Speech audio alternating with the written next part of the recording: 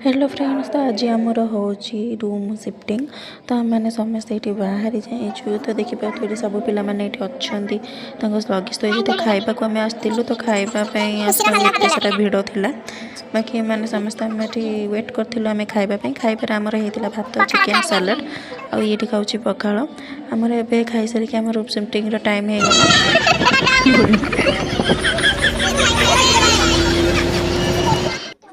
उमा केमती फील होची तते देखि लागोनी तो दुखरा जाउथबो दीदी तम फीलटा कहलानी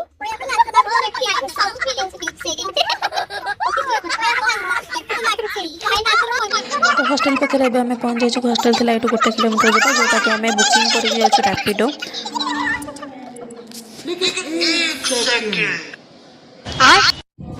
आठ मानक देखते ये केमी बसी आज पूरा टायर्ड हो।